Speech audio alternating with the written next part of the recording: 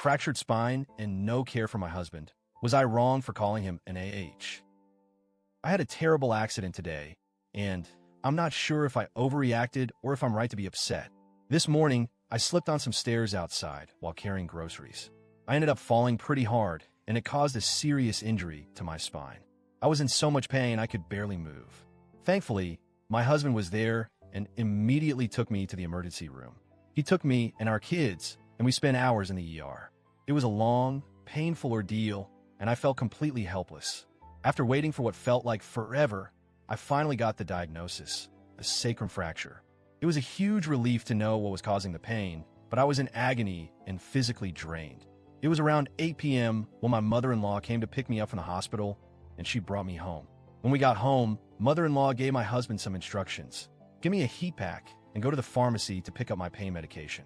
At that point, I was exhausted and the pain was unbearable. I decided to go lie down with my son for a little while as he was getting ready for bed. I needed some quiet, and I wanted to be with him to comfort him, especially after such a traumatic experience. But when I came back downstairs at around 9:30 p.m., my husband was in the kitchen eating, and it hit me. I hadn't eaten since midday, and I was still in pain. I hadn't been able to move around much, and I felt abandoned. I asked him if he had gotten the heat pack ready like mother-in-law had asked. He said no. I asked if he had picked up my painkillers from the pharmacy. Again, he said no. I was getting frustrated, but I didn't want to make a scene, so I tried to stay calm. I then asked if he could get me something to eat, since I was still too uncomfortable to get up and prepare food myself. He had to get me something to eat after that, but I was still upset. I had already been in pain for hours and hadn't eaten, and I had been waiting for the pain relief that I desperately needed. An hour later, I asked him again if he had gotten the painkillers, and he replied, no, of course. I was fed up by that point. He then asked me to explain the painkillers to him. I was confused and asked what he meant by that, and he said, I need to know everything about them. That was the moment I completely lost it. I just felt like I was talking to a brick wall. I told him that I was hurt by the fact that he hadn't shown me any care or compassion since I got home. And then, I called him an asshole. He didn't take that well. He said that when he asked about the painkillers, it felt like he was talking to a wall and that I needed to communicate better. I told him that his questions were ridiculous and that I shouldn't have to do everything myself just to get basic kindness and care from my husband, especially when I had just come home from the hospital with a fractured spine. He got defensive and said that I make it hard for him to be kind when I call him names. So, AITA for calling my husband an asshole? Was I expecting too much from him?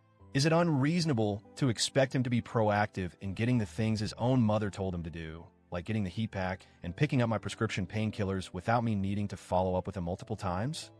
Update 1. Wow. Thank you to everyone who commented and shared their thoughts.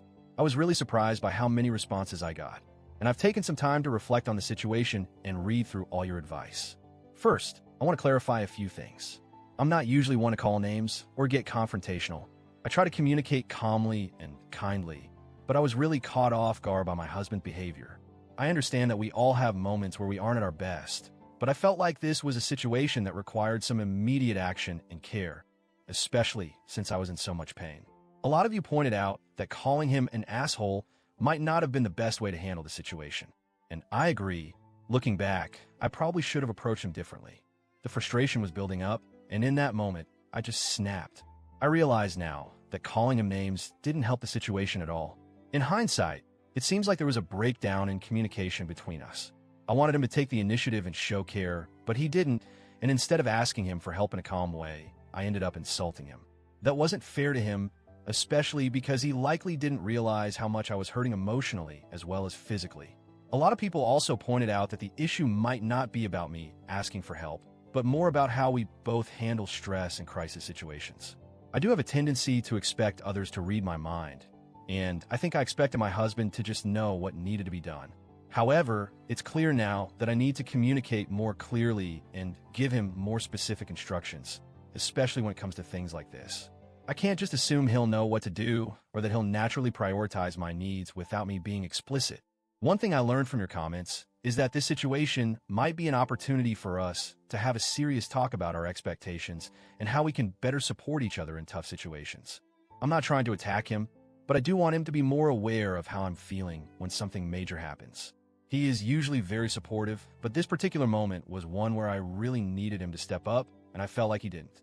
I've decided to talk to him about everything calmly. I plan to apologize for calling him names, and I also want to explain why I was so hurt by his actions, or lack thereof. I hope this can be a learning experience for both of us.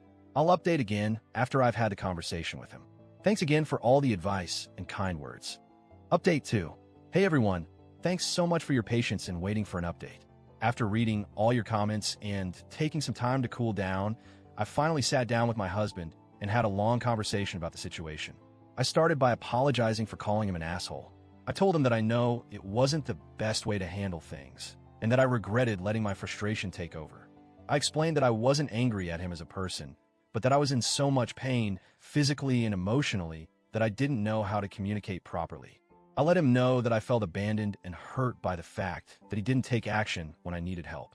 He seemed genuinely surprised by how upset I was, and he admitted that he didn't fully realize how much pain I was in. He told me that when I was asking about the painkillers, he felt overwhelmed and didn't know how to respond. He said that he had a hard time processing everything at once, especially with all the stress of the situation. We talked a lot about how we both handle stress in crisis situations, and it became clear that we have different ways of dealing with things. I tend to expect others to just step in and take charge when something goes wrong, while he sometimes freezes up and doesn't know where to start. This is something we definitely need to work on together moving forward.